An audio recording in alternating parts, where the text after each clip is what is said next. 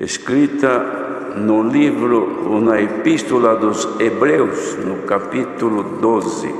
Portanto, nós também, pois que estamos rodeados de uma tão grande nuvem de testemunhas, deixemos todo o embaraço e o pecado que tão de perto nos rodeia e corramos com paciência a carreira que nos está proposta, olhando para Jesus, autor e consumador da nossa fé, o qual, pelo gozo que lhe estava proposto, suportou a cruz, desprezando a afronta, e assentou-se à destra do trono de Deus. Considerai, pois, aquele que suportou tais contradições dos pecadores contra si mesmo, para que não enfraqueçais, desfalecendo em vossos ânimos. Ainda não resististe até o sangue, combatendo contra o pecado, e vos esquecestes da exortação que argumenta convosco como filhos. Filho meu, não desprezes a correção do Senhor, e não desmaies quando por ele fores repreendido, porque o Senhor corrige o que ama e açoita a qualquer que recebe por filho. Se suportares a correção, Deus vos trata como filhos, porque que filhos há a quem o Pai não corrija? Mas se estáis sem disciplina, da qual todos são feitos participantes, sois então bastardos e não filhos. Além do que tivemos nossos pais segundo a carne para nos corrigirem, e nós o reverenciamos, não nos sujeitaremos muito mais ao Pai dos Espíritos para vivermos? Porque aqueles, na verdade, por um pouco de tempo, nos corrigiam como bem lhes parecia, mas este para nosso proveito, para sermos participantes da sua santidade. E, na verdade, toda correção ao presente não parece ser de gozo, senão de tristeza, mas depois produz um fruto pacífico de justiça nos exercitados por ela. Portanto, tornai a levantar as mãos cansadas e os joelhos desconjuntados, e fazei veredas direitas para os vossos pés, para que o que manqueja se não desvie inteiramente, antes seja sarado. Segui a paz com todos e a santificação, sem a qual ninguém verá o Senhor, tendo cuidado de ninguém se prive da graça de Deus, e de que nenhuma raiz de amargura brotando vos perturbe, e por ela muito se contamine. E ninguém seja fornicário ou profano como Esaú, que por um manjar vendeu o seu direito de primogenitura, porque bem sabeis que, querendo ele ainda depois herdar a bênção, foi rejeitado, porque não achou lugar de arrependimento, ainda que com lágrimas o buscou. Porque não chegaste ao monte palpável, aceso em fogo, e a escuridão e as trevas e a tempestade, e ao sonido da trombeta e a voz das palavras, a qual os que a ouviram pediram que se lhes não falasse mais, porque não podiam suportar o que se lhes mandava. Se até um animal tocar o monte, será apedrejado. E tão terrível era a visão que Moisés disse: estou todo assombrado e tremendo. Mas chegaste ao monte de Sião e à cidade do Deus vivo, a Jerusalém celestial e aos muitos milhares de anjos, a universal Assembleia e Igreja dos primogênitos, que estão escritos nos céus, e a Deus o juiz de todos, e aos espíritos dos justos aperfeiçoados, e a Jesus, o mediador de uma nova aliança, e ao sangue da aspersão que fala melhor do que o de Abel. Vede que não rejeiteis ao que fala, porque se não escaparam aqueles que rejeitaram o que na terra os advertia, muito menos nós, se nos desviarmos daquele que é dos céus. A voz do qual moveu então a terra, mas agora anunciou dizendo: ainda uma vez comoverei não só a terra, senão também o céu. E esta palavra, ainda uma vez, mostra a mudança das coisas móveis como coisas feitas, para que as imóveis permaneçam. Pelo que, tendo recebido um reino que não pode ser abalado, retenhamos a graça pela qual sirvamos a Deus agradavelmente, com reverência e piedade, porque o nosso Deus é um fogo consumidor. Queridos irmãos, é uma exortação feita pelo apóstolo que trazia o povo a considerar a necessidade da perseverança durante as provações, tendo como exemplo o Senhor Jesus, que padeceu por todos nós, sendo Ele justo, perfeito e sem pecado. Então ele traz aqui, irmãos, lembrança aos irmãos hebreus, dizendo: nós também, agora que estamos rodeados de uma tão grande nuvem de testemunhas, devemos deixar todo o embaraço e o pecado que tão de perto nos rodeia e corramos com paciência a carreira que nos está proposta. Veja, irmãos, conclamava o povo diante das testemunhas inúmeras que estavam observando o povo de Deus, que nessa nova aliança, que era o Evangelho de Cristo, estava crescendo de forma diferente dos que viviam sobre a escuridão, sobre as trevas do pecado. Por quê? Porque agora eles estavam correndo com paciência uma carreira que havia sido a eles proposta. É que também essa mesma foi proposta a cada um de nós. Ele dizia: olhar para Jesus, autor e consumador da fé. Este é o exemplo para nós. Pelo gozo que lhe estava proposto, ele suportou a cruz. Senhor Jesus, já pela fé, ele via a obra que haveria de consumar na terra, e podemos crer que até, irmãos, pela fé podia contemplar que no final, como vivemos hoje, um grande número de fiéis haveriam de seguir o exemplo de fé que ele havia deixado. E ele, por causa disso, suportou a cruz, suportou morrer numa morte de maldição, e não só isso, morrer levando sobre si os nossos pecados, a nossa condenação e consequentemente também, irmãos, por causa da nossa culpa, que éramos culpados do pecado. E ele suportou tudo isso, ainda que afrontado, mas ele desprezou, não reagiu, não retrucou, ele suportou a afronta, mas ele foi assentar-se à destra do trono de Deus.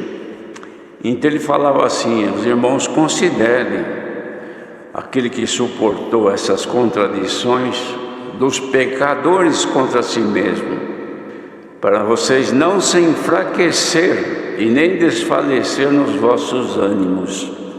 Esse é o motivo da palavra desta manhã, para que ninguém se enfraqueça e não desfaleça do ânimo que tem tido para servir a Deus. Então ele falava: se vocês não resistiram ainda até o sangue, combatendo contra o pecado, que as tentações hoje são mais externas, ou na mente, ou enfim, de outras coisas, porém, dificilmente a gente está sendo açoitado e derramando sangue. Mas muitos já esqueceram da exortação que argumentava com eles, como filhos, que Deus dizia assim: filho meu, não despreze a correção do Senhor, e não desmaies quando por ele você for repreendido, porque a repreensão do Senhor não causa dores da pessoa se desmaiar, porque ele corrige aquele que ama e açoita qualquer que recebe por filho. Esse é o trabalho da palavra de Deus em nossa vida, suportar a pregação da palavra, os ensinos do Senhor que contrariam os nossos princípios, contrariam a nossa maneira de agir, de ser como homens, porque a nossa visão é curta, a gente enxerga muito pouco e o Senhor vê todo o nosso futuro. Então ele disse: se vocês suportarem a correção, Deus trata vocês como filhos, porque que filho há que o pai não corrija? Mas se vocês estiverem sem disciplina, da qual todos nós sois participantes, então são bastardos e não filhos. Quer dizer, para continuar como filho, tem que aceitar a disciplina. O que é disciplina? É conduta diversificada, ou seja, um lugar para se conduzir que não pode sair, não deve sair daquela regra que nos é posta ou imposta. Então, vivendo nela, nós estamos disciplinados, aceitando a vontade de Deus. Ele falava isto, irmãos, porque os irmãos vejam o cuidado que tinha com o povo hebreu, que Deus tinha feito já o evangelho crescer no meio deles. Ele, num dos capítulos anteriores, ele disse assim: porque o que há de vir virá, ou seja, sofrimentos desta vida. Mas o justo, e não vai tardar, mas o justo viverá da fé. E se ele recuar, disse, a minha alma não tem prazer nele. Porque nós não somos daqueles que se retiram para a perdição, mas aqueles que creem para a conservação da alma, ou seja, da vida. Esta é a condição nossa, irmãos. O que há de vir, virá, e já está, o mundo está cada dia mudando. Os irmãos, de cada dia vem uma novidade pior do que a outra. Novidade boa não vem, mas ruim tem a toda hora. E o mundo está numa ebulição, fervendo com a maldade e a manifestação da grande treva do pecado nos finais dos tempos, previsto já pelo Senhor. E por conta disso, então, ele falava que a fé que sustentava aquele povo devia estar tendo como exemplo os antigos no Novo Testamento, que sofreram de tudo, padeceram de tudo. Alguns foram mortos, outros foram cortados o seu pescoço ainda vivos, outros queimados, e tanta coisa já havia acontecido, mas eles ficaram firmes, não desistiram de confessar o nome do Senhor Jesus. E hoje por qualquer coisa se desiste, por qualquer coisa se nega ao Senhor. E eles sofreram, foram até a morte. Ainda existe isso hoje nos nossos dias, em alguns países aí neste mundo, irmãos. Cristãos que morrem, mas não negam o Senhor Jesus. E nós muitas vezes, só por causa do nosso caráter, da nossa personalidade, do nosso direito, não é meu direito. Então ele despreza a palavra, despreza tudo do Senhor para manter o seu caráter firme, a sua personalidade. O homem de Deus, a mulher de Deus, manifesta o caráter de Jesus Cristo, que suportou tudo, mas não negou, foi fiel até a morte. E ele fazia menção então que todos os que sofreram morreram na fé, sem terem recebido promessas, mas eles estavam vendo de longe e crendo e abraçando-as, e confessaram que eram estrangeiros e peregrinos na terra. Esses que sofreram lá no passado, antes deles aqui, irmãos, porque isso aqui foi escrito logo depois que o Senhor Jesus voltou aos céus, mas ele se referia aos antigos daquela época, e nós agora também nos referimos aquilo que eles sofreram e que suportaram por causa da esperança que eles tinham. Viam o invisível e criam, ainda que não haviam recebido. Quantos de nós que cremos e não recebemos ainda e já escandalizamos? Tem gente que ouve uma promessa da palavra e o Senhor prometeu, mas não cumpriu ainda, porque nós não nos enquadramos segundo a sua vontade, e a gente se escandaliza. Não, a palavra não é verdade, as pregações são palavras de homens que não têm cumprimento, mas todo fiel que tem fé e crê no Senhor Jesus, as palavras de Deus se cumprem na sua vida. E se ainda não cumpriram, na vida daqueles em tudo havia cumprido. Morreram crendo que haviam de ver o invisível. Eles não viram, mas nós estamos vendo. Abraão não viu a semente que Deus prometeu, mas nós estamos vendo. Nós somos também filhos de Abraão, não na carne, mas promessa de Deus, filhos no Espírito. Abraão não viu isso aqui. Moisés não viu isso aqui. Jesus fisicamente não viu, mas como Deus que ele era, ele já via isso, já sabia esta obra que hoje acontece no mundo, e viu até o fim que está por vir. E nós precisamos ter um pouco de fé, irmãos, porque esses exemplos de fé do capítulo anterior eram pregados para inspirar no povo de Deus a buscar a fé, para não desanimar e suportar até as correções, sem desistir de servir ao Senhor. Então eu dizia, porque os que isto dizem, eles buscavam uma pátria que eles não tinham alcançado, e se lembrasse de onde haviam vindo, certamente poderiam voltar atrás, mas desejavam uma melhor, que é a que nós desejamos, que é a celestial, pelo que também Deus se não envergonha deles. Aqui isso é importante para nós, irmãos. Deus não se envergonha deles lá e nem de nós, de se chamar seu Deus. Deus não sente arrependimento e nem vergonha de chamar Deus de um homem, de uma mulher tão pobre, tão simples como somos, tão cheio de defeitos que somos, e Ele aceitou-nos para ser nosso Deus, e nós aceitamos para sermos todos filhos dEle, porque tem gente que não aceita, segue como bastardo, que não é filho legítimo. Mas o que é filho legítimo, se aqui para você não está tão bom como você gostaria, saiba que no mundo está pior. Se na graça você não se sente tão bem e à vontade, não pense que saindo fora dela você vai encontrar um caminho largo e você viver na felicidade total. Neste mundo não há felicidade. Glória ao nome do Senhor. Mas Deus preparou uma cidade para nós. Então, queridos irmãos, esta palavra que o Senhor manda hoje é para que ninguém se aborreça de aprender o que o Senhor nos ensina, porque Ele quer o nosso bem.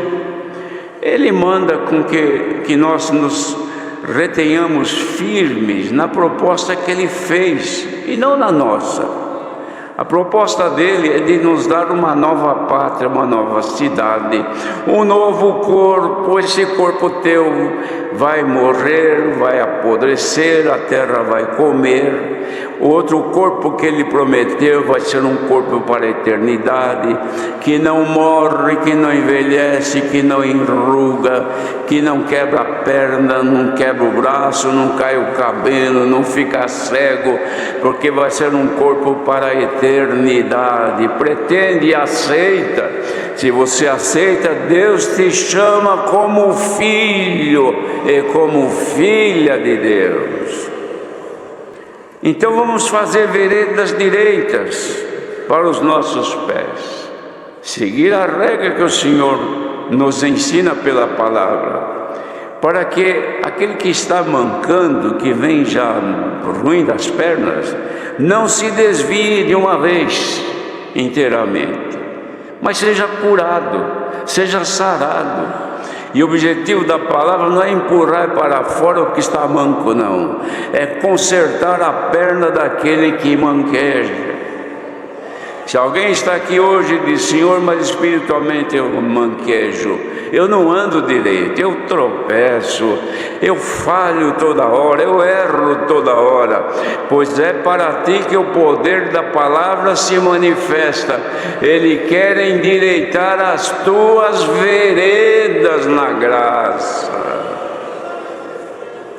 mas tem que aceitar como filho, porque aceitando como filho, ele te trata como pai. Mas se a pessoa fala: não, eu não quero, para mim estar neste caminho é muito difícil, essa doutrina não me agrada, então você tem a oportunidade de escolher, porque você tem o livre-arbítrio e escolhe o que quiser. Mas quem quer ser filho, e Deus te chamou como filho, a proposta é esta: aceite a vontade de Deus, faça a força de andar direito, e a mão de Deus nunca se apartará da tua vida. E depois ele falava assim também: seguir a paz com todo mundo e a santificação. Ainda os irmãos viram aqui que nós lemos agora, não foi preparado aqui, irmão, este capítulo para ler conforme o que foi lido aqui, não, porque aquilo que foi lido fala da santidade de Deus, que é necessária para todos nós. E aqui, então, nesse capítulo, ele fala também que sem a santificação ninguém vai ver o Senhor.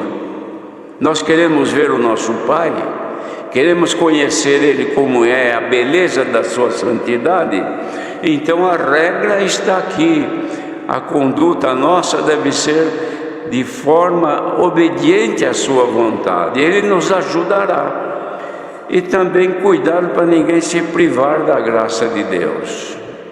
Privar, irmãos, é reter, é impedir. Pessoa que tem uma vida privada é uma vida controlada e impedida, não pode fazer o que quer, não é? E privar alguém de servir a Deus, isso não é bom, impedir de servir. Às vezes o marido briga com a mulher porque não quer que ela congrega.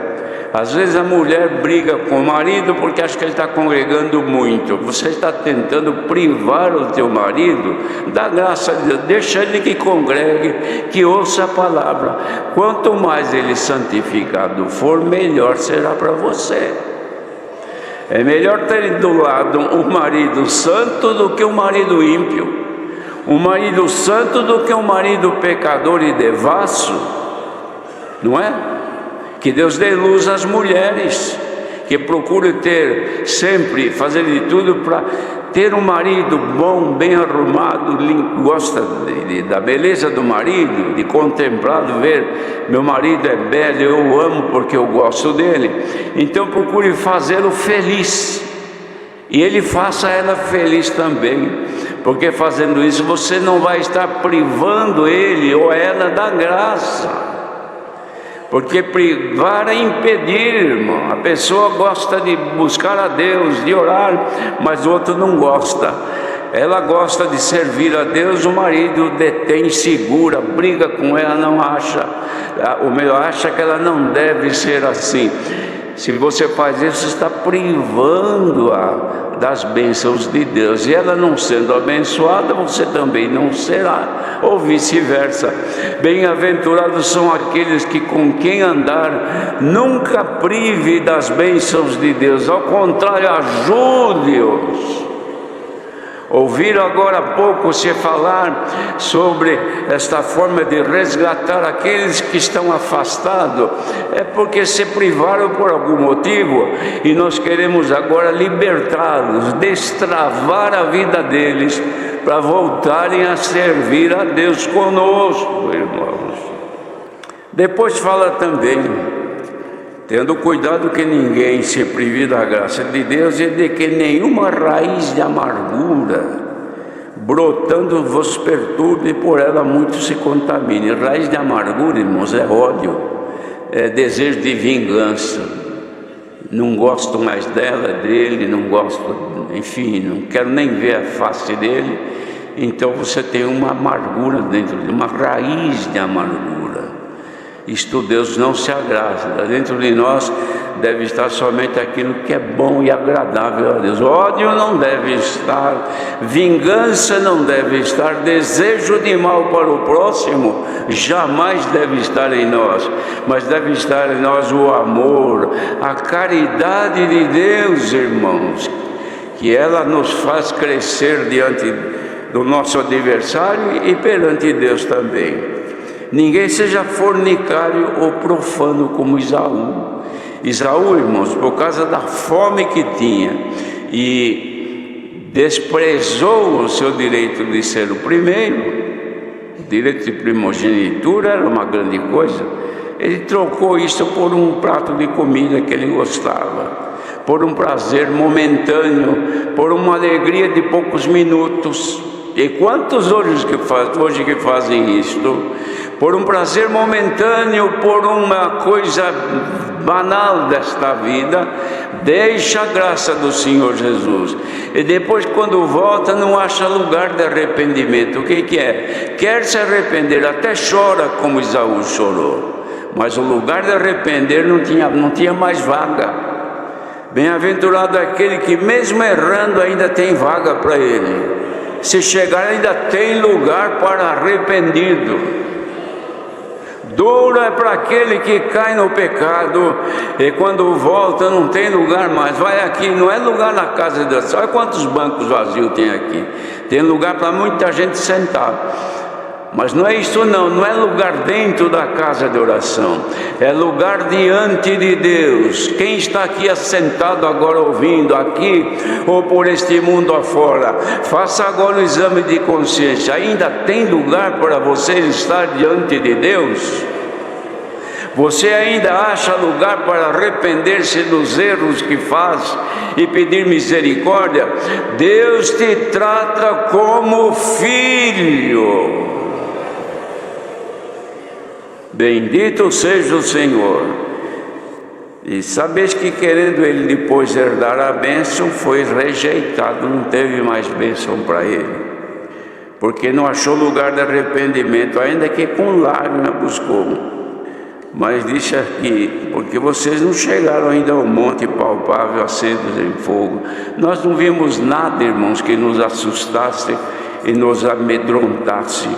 Ao contrário, temos visto bênção de Deus, bondade e misericórdia de Deus, palavras de Deus que freiam a nossa vida, que causam um choque na nossa maneira de ser, que tira até a nossa alegria momentânea, mas é a verdade de Deus, do Evangelho de Cristo que é anunciado e pregado.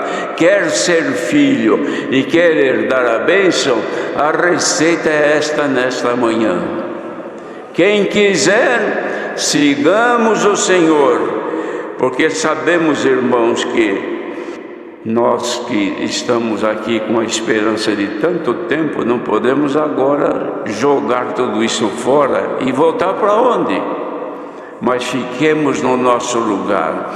Quem acha que está pesado, quem acha que espera no Senhor e não se cumpre, lembra de 11 aos Hebreus, que os antigos que receberam grandíssimas promessas para o futuro, não receberam, dormiram como enxergando presentemente a promessa de Deus. Você ainda que não recebeu alguma promessa que o Senhor te fez, não é motivo para você achar que o Senhor te enganou. Fique firme na promessa do Senhor, porque ao tempo da sua vontade, Ele cumprirá na vida dos filhos que forem fiéis. E se a palavra desta manhã atende os teus anseios, é porque você é filho, porque está te falando contigo como um pai É melhor haver o conselho do Pai do que a vara que vem para nos corrigir. Hoje a palavra, irmãos, não é varada, a palavra é conselho para filhos e filhas que vão herdar as promessas. Deus seja louvado. Vamos agradecer a Deus em oração.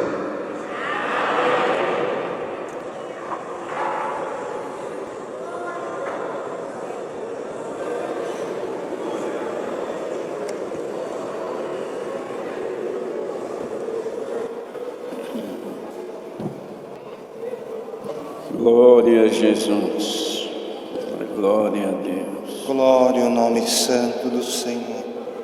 Nosso eterno Deus e bondoso Pai que estás nos céus, sobre o santo e sagrado nome de Jesus Cristo, teu Filho, seus filhos e filhas, Senhor eterno, voltamos a nos prostrar diante da tua presença e agora, Senhor, com um sentimento de agradecimento a ti, pelo privilégio que o Senhor nos deu, Senhor glorioso, de podermos nos congregarmos nesta manhã e oferecermos a ti este santo culto.